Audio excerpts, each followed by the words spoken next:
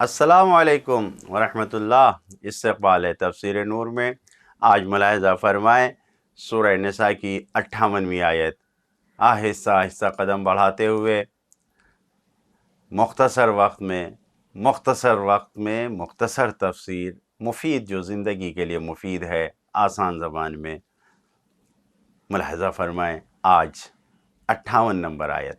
بسم الله الرحمن الرحيم إن الله يأمركم أن تؤدوا الأمانات إلى أهلها وإذا حكمتم بين الناس أن تحكموا بالعدل إن الله نعم ما يعظكم به ان اللہ کان سمیعا بصیرا۔ بے شک اللہ تمہیں حکم دیتا ہے کہ امانتوں کو ان کے اہل تک پہنچا دو، اور جب کوئی فیصلہ کرو تو انصاف کے ساتھ کرو۔ اللہ تمہیں بہترین نصیحت کرتا ہے۔ اللہ سمیع بھی ہے اور بصیر بھی۔ لفظ امانت عام ہے، وہ مال ہو یا علم یا راز یا احکام دین یا کوئی شے جس کو خدا نے یا انسان نے بندے کے پاس رکھوا دیا ہے، اس کا اہل تک پہنچانا ضروری ہے، اور خیانت کرنا بھی حرام ہے۔ امانت داری اور عدل و انصاف سے پیش آنا اور بھید بھاؤ پارٹی بازی نہ کرنا، یہ ایمان کی اہم نشانی ہے، بہترین پہچان ہے۔ جیسا کہ خیانت کرنا، امانتوں میں خیانت کرنا منافقت کی پہچان ہے۔ اور روایت میں ہے کہ تم لوگوں کے لمبے لمبے سجدے اور رکوع کو نہ دیکھو، لا تنظرو، نہیں دیکھو، بل انظرو، کیا دیکھو؟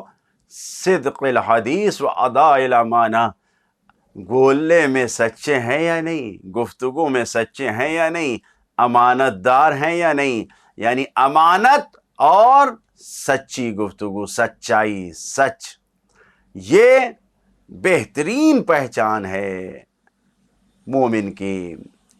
بہت سی روایتوں میں یہ بات بیان ہوئی ہے کہ امانت سے مراد معاشرے کی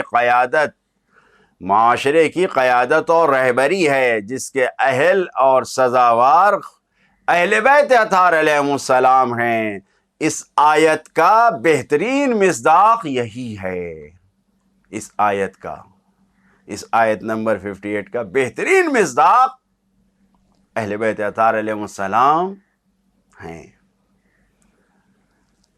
جی ہاں، معاشرے کی سربلندی اور خوشی لائق، سزاوار اور عادلانہ رفتار کرنے والے افراد کی حکمرانی سے ہے، اور معاشرے کی تباہی اور بربادی کا سبب نااہل اور بے صلاحیت اور ظالمانہ کردار کے افراد کا حاکم ہونا ہے۔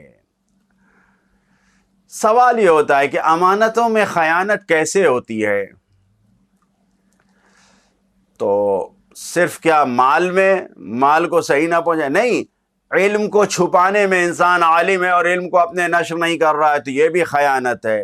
حرفہ اور فن، بہترین آرٹ آپ کو آتا ہے، بہترین حرفہ اور فن آتا ہے، آپ بہترین ایکسپرٹ ہیں، آپ میکینک ہیں، آپ اعلیٰ درجے کے ماہر ہیں، لیکن آپ اپنے آپ کو پیش نہیں کر رہے ہیں سماج اور معاشرے میں، یہ بھی خیانت ہے۔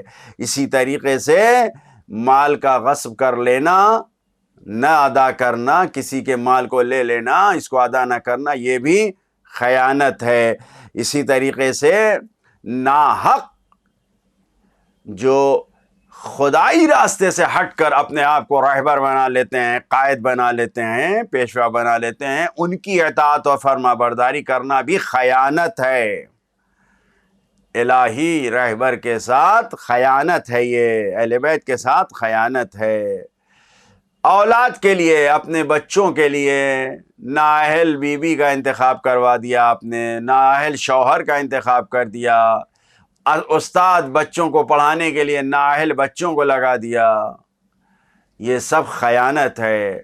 بہرحال حق کو نہ ادا کرنا، ناحق کو پیش کرنا، یہ سب خیانت ہے۔ انسان ان سارے مسائل کو خود جانتا ہے کہ کیا خیانت ہے۔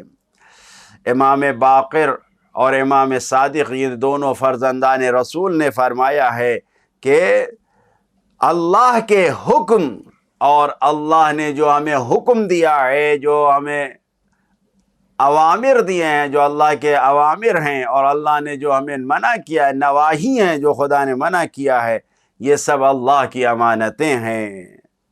اسی طرح فرزند رسول حضرت امام جعفر صادق علیہ السلام نے فرمایا اس آیت مبارکہ کی تفسیر بیان کرتے ہوئے کہ اللہ تعالیٰ نے ہر امام کو یہ حکم دیا ہے کہ وہ امامت کی ذمہ داری اپنے بعد والے امام کے سپرد کر دیں، یعنی اسرار امامت کو بعد میں آنے والے امام کے سپرد کرنا، یہ اس آیت کی تفسیر میں بیان ہوا ہے۔ یہ بہترین امانت ہے۔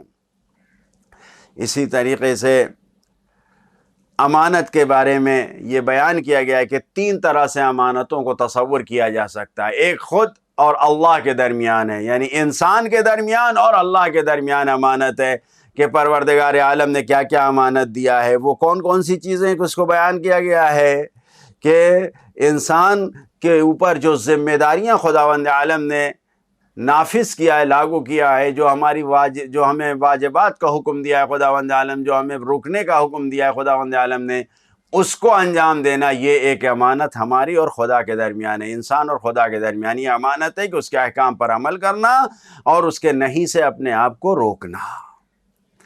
دوسرا امانت کا حصہ انسان کے درمیان اور دوسروں کے درمیان ہے، دوسرے انسانوں کے درمیان ہے، ان کے مال، ان کے اسباب جو بھی ہے، ان کے جو راز ہیں کسی کے، ان کو امانت کے طور پر رکھنا اور اس میں خیانت نہ کرنا، یہ دوسری امانت کا تصور ہے۔ اور تیسرا امانت خود انسان اپنے آپ میں، جو خود انسان کی امانت خود انسان کے ساتھ ہے، اپنے نفس کے ساتھ ہے۔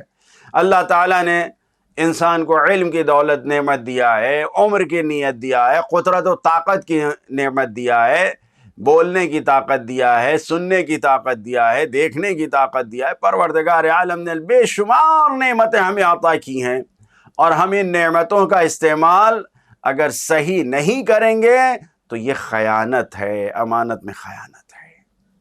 توجہ فرمائیں، چند پیغامات اس آیت میں ہے۔ پہلا پیغام اس آیت کا یہی ہے کہ امور اور ذمہ داری کو ماہرین کے حوالے کرنا، عدل و انصاف سے پیش آنا، یعنی رفتار عادلانہ رکھنا، یہ سب عمل صالح کا بہترین مصداق ہے اور ایمان کی یہ بہترین نشانیاں ہیں۔ یہ سب اللہ تعالیٰ نے جو ہمیں عطا کیا ہے۔ اور اسی طریقے سے دوسرا پیغام اس آیت میں یہی ہے کہ ہر امانت کا کوئی نہ کوئی مالک ہے، ہر امانت کا کوئی نہ کوئی مالک ہے۔ انسان، جو امانتیں انسان کے پاس ہیں، یقیناً کوئی نہ کوئی صاحب امانت بھی ہے، اور اسی طریقے سے ہر کام کا کوئی نہ کوئی کرنے والا اہل ہے، لائق ہے، سزاوار ہے۔ تو جو مالک ہے، جو سزاوار ہے، اسی کے حوالے ہونا چاہیے۔ نہ سب مالک ہیں، نہ سب صلاحیت رکھتے ہیں۔ تیسرا پیغام، امانت ادا کرنے میں ایمان کی شرط نہیں ہے کہ اگر مومن ہے تبھی اس کی امانت کو ادا کیا جائے۔ ہر انسان کی امانت کو ادا کرنا ہے، تمام انسانوں کی امانت کو ادا کرنا واجب ہے۔ چوتھا پیغام، قاضی اور حاکم کو، فیصلہ کرنے والے اور حکومت کرنے والے کو عادل ہونا چاہیے، ان کی رفتار عادلانہ اور حق پسند، انصاف پسند ہونا چاہیے۔ پانچواں پیغام، حکومت بنانا واجب اور لازمی ہے، بغیر حکومت کے نہیں ہو سکتا۔ امام کا ہونا، حکومت بنانا واجب ہے، اسی لیے لائق اور باصلاحیت افراد کو ذمہ دار بنانا چاہیے، جو عدل و انصاف سے فیصلے کرے، جو عدل و انصاف کے ساتھ امور کو انجام دے۔ یہ سب لائق افراد کو سونپنا، عدل و انصاف کے ساتھ کام کرنا، یہ الہی حکومت، خدائی حکومت کو سامنے لانے کا، زمینہ ہموار کرنے کا ذریعہ ہے۔ تعد الامانات تحکم بالعدل، یعنی یہ خدائی حکومت کو قائم کرنا ہے اگر اس طریقے سے انسان پیش آ رہا ہے۔ چھٹا پیغام، بہترین موعظہ، اچھی نصیحت وہ ہے جس میں اخلاقی باتوں کے ساتھ معاشرہ اور سماج کے مسائل کے حل پر توجہ کی جائے، جس میں عدالت کے عدل و انصاف سے فیصلے پر بھی توجہ ہو۔ نعم ما یعظکم بہ۔ ساتواں پیغام، اگر لوگ عوام امانت میں خیانت یا فیصلوں میں ظلم و ستم پر توجہ نہ دیں، اہمیت نہ سمجھیں، تو ہر انسان کو یہ توجہ کرنا چاہیے کہ خدا دیکھنے والا بھی ہے، بہترین دیکھنے والا بھی ہے اور بہترین سننے والا بھی ہے۔ اللہ سمیع بھی ہے اور بصیر بھی ہے۔ یقیناً زندگی میں ہر انسان کو امانتوں کو ادا کرنے کے لیے قدم بڑھانا چاہیے۔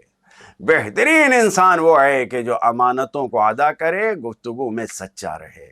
خدایا امانتوں کے ادا کرنے والے اور سچے بندوں میں ہم سب کا شمار فرما۔